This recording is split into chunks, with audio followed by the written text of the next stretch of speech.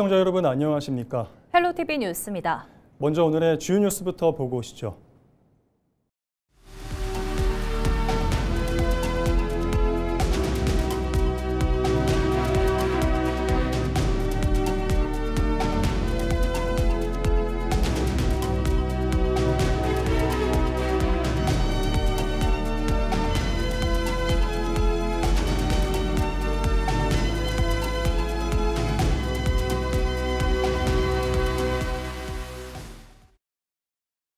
경상북도가 오는 6월 3일에 열리는 제9회 전국 동시지방선거를 앞두고 공식 감찰 활동을 강화한다고 밝혔습니다.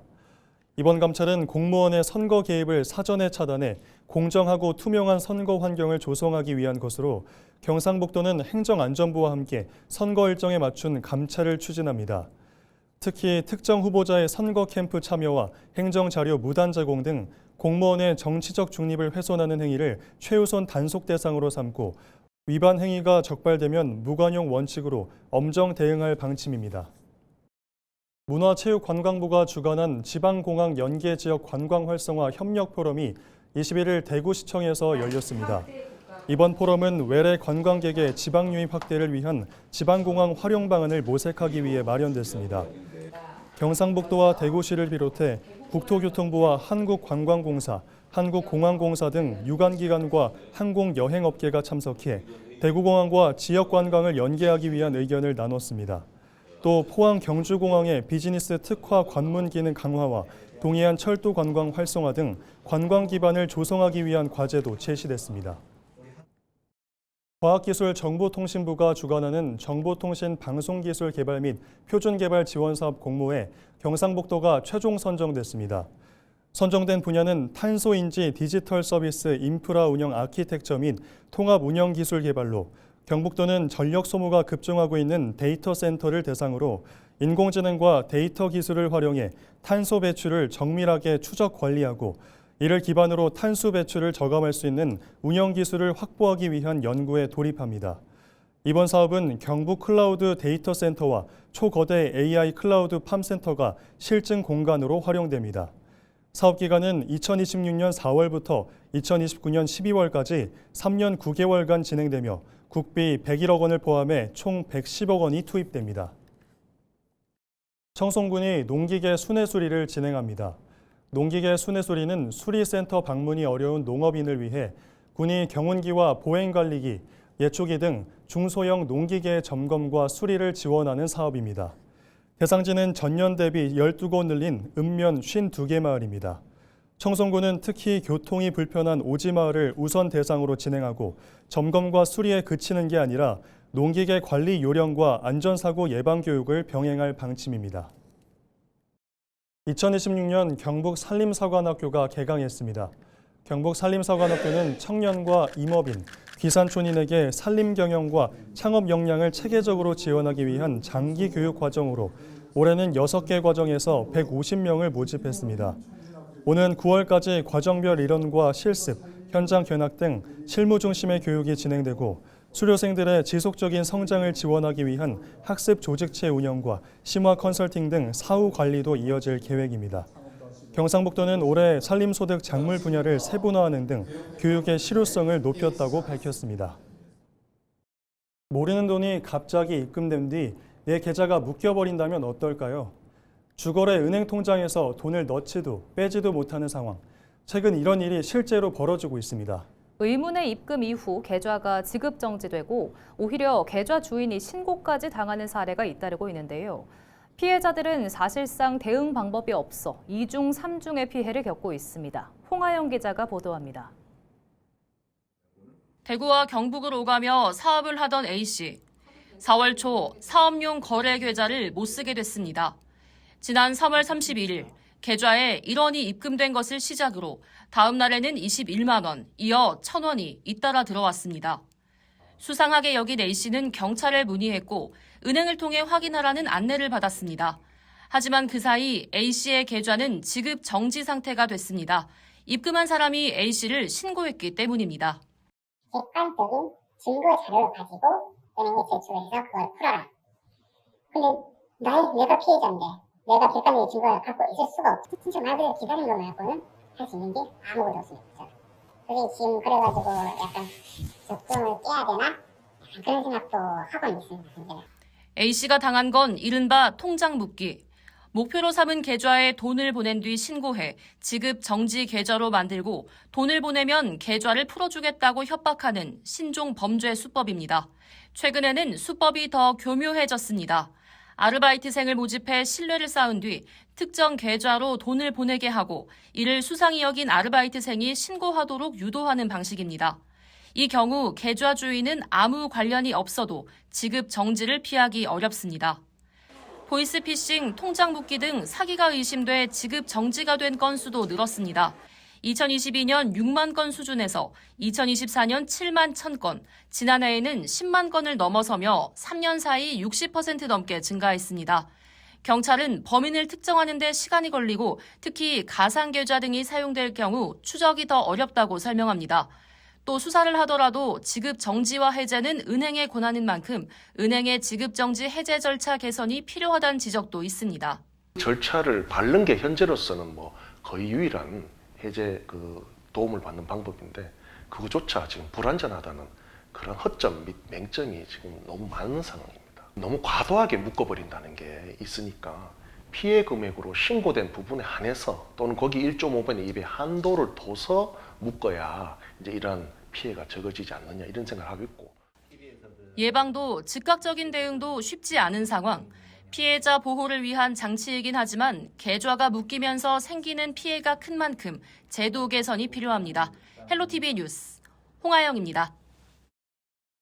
경상북도가 저출생과 전쟁, 120대 실행과제 점검회의를 열고 1분기 진행 상황과 앞으로의 대응 방향을 검토했습니다.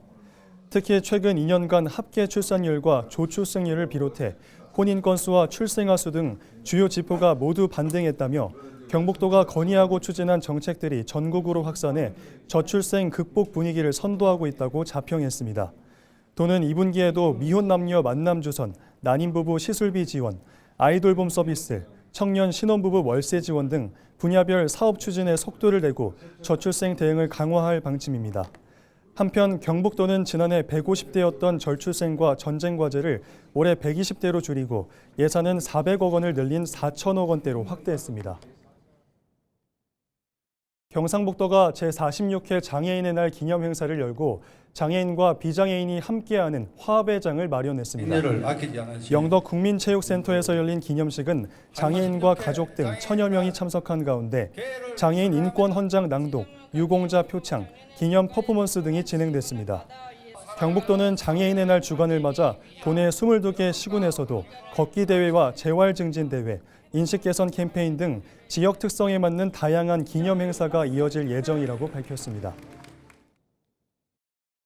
유류비, 주유지원금 등 고유가 지원을 사칭한 스미싱과 보이스피싱에 각별한 주의가 요구됩니다. 경주시는 출처가 불분명한 문자 링크는 클릭하지 말고 전화로 개인정보나 인증번호, 앱 설치를 요구하면 즉시 통화를 중단해야 한다고 당부했습니다.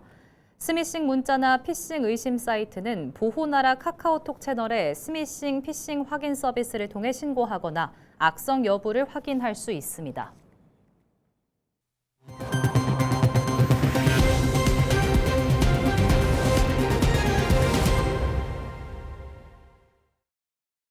부안군이 해외 인플루언서를 초청해 글로벌 관광 홍보에 나섰습니다. 체험형 콘텐츠를 통해 부안을 세계에 알리겠다는 전략입니다. 김남호 기자가 보도합니다.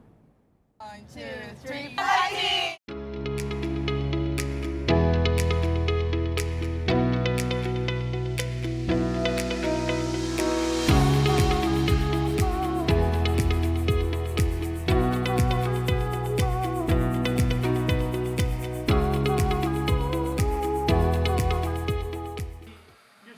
부안청자박물관을 찾은 외국인들이 도자기를 만들어보며 한국 전통 문화를 직접 느껴봅니다.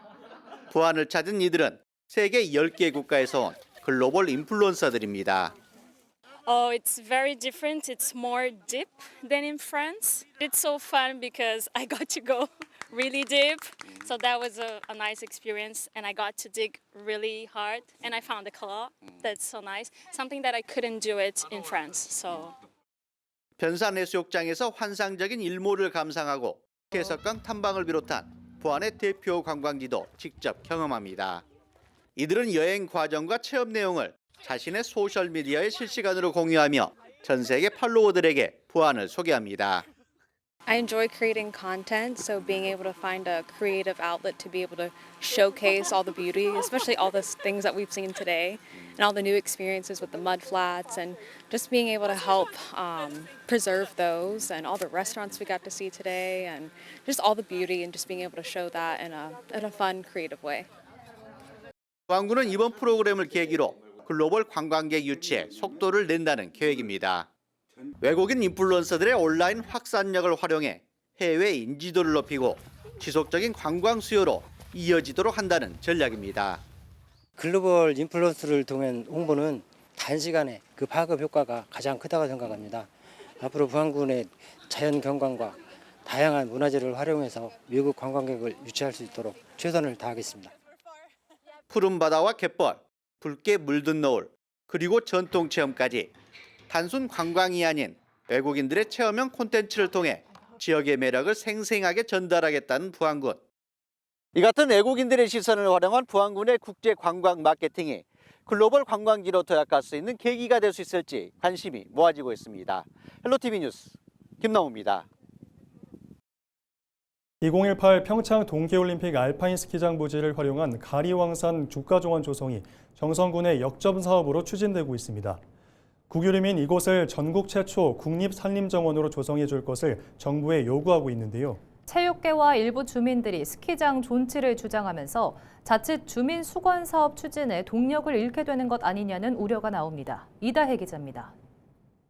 2018년 평창 동계올림픽 알파인 스키장이 들어섰던 정선 가리왕산, 대회 이후 원형 복원과 시설 활용을 둘러싸고 7년 넘게 논란이 이어져 왔습니다. 정선군과 주민, 환경단체, 산림당국은 훼손 구간을 복원하면서도 케이블카를 존치해 산림형 국가정원으로 조성하는 데 합의했습니다. 실제로 케이블카는 운영 2년 만에 40만 명이 찾았고 경제적 효과만 1조 5천억 원이 넘는 것으로 분석됐습니다. 정선군은 앞선 협의체 결정에 따라 가리왕산 케이블카 운영을 이어가면서도 훼손된 산림에 대한 단계적 복원을 병행하고 있습니다.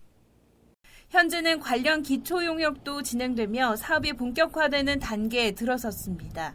하지만 최근 대한체육회와 가리왕산 인근 일부 주민들이 스키장 시설 존치를 주장하고 나섰습니다. 국제대회 유치와 동계스포츠 기반 유지를 위해 기존 인프라 활용이 필요하다는 입장입니다. 또 막대한 예산이 투입된 시설을 철거하는 것은 국가 자산 측면에서도 비효율적이라는 겁니다. 이에 대해 정선 지역사회는 강하게 반발하고 있습니다. 오랜 논의 끝에 도출된 사회적 합의를 다시 흔드는 것이란 주장입니다. 가리왕산을 단순한 체육시설로 보는 것은 근시안적인 시각으로 합의 이행이 지연되면 산림형 국가정원 조성 등 지역 수건 사업 자체가 차질을 빚을 수 있다는 우려도 나타내고 있습니다. 대한체육회가 일방적으로 올림픽 시설 존치를 주장하며 시위를 벌이고 있는 형태에 대해 우리는 깊은 유감을 표한다. 일부에서는 선거 때마다 유사한 논쟁이 반복되어 왔다며 이번 논의를 다시 원점으로 되돌리면 그동안 투입된 사회적 비용을 모두 날리는 셈이란 지적도 나옵니다. 특히 대한체육회의 소관부처인 문화체육관광부를 포함한 관계부처가 당시 협의 과정에 참여한 만큼 추가 논쟁의 여지가 없다는 시각도 있습니다.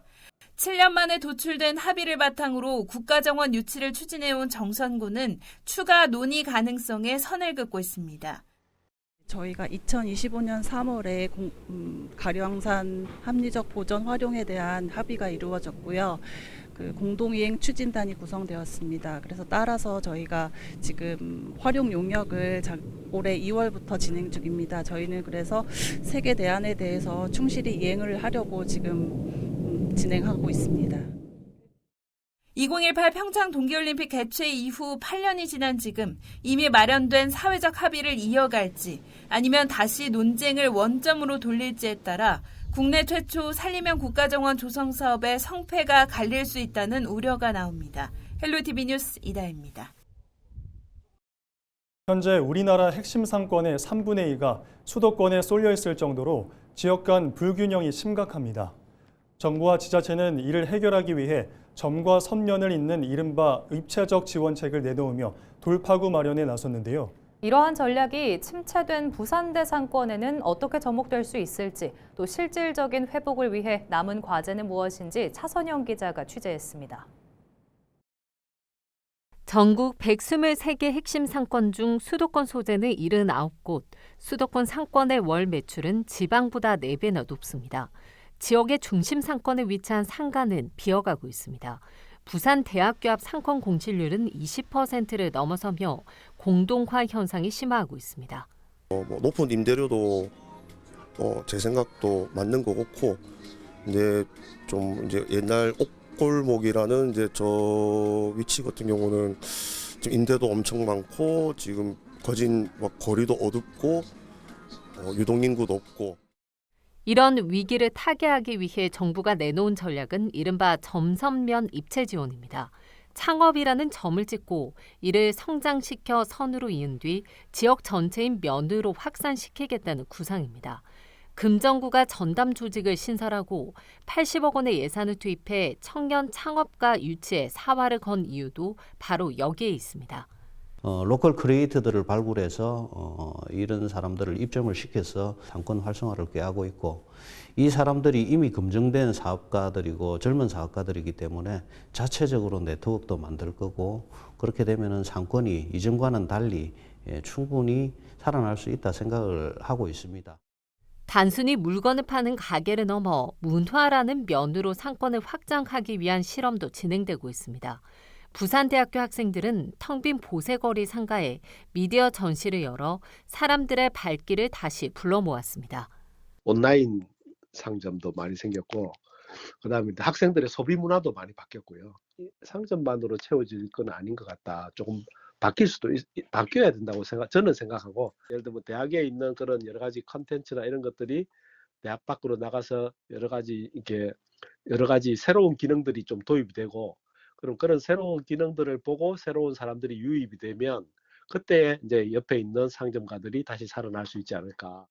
또 민간 학이 손을 잡고 대형 영화관을 공연과 전시가 어우러진 복합 문화공간으로 탈바꿈시키는 사업도 추진 중입니다.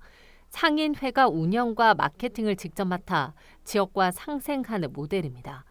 전문가들은 이러한 변화가 지속 가능하려면 인근 온천천까지 연결되는 선적인 확장이 필요하다고 조언합니다.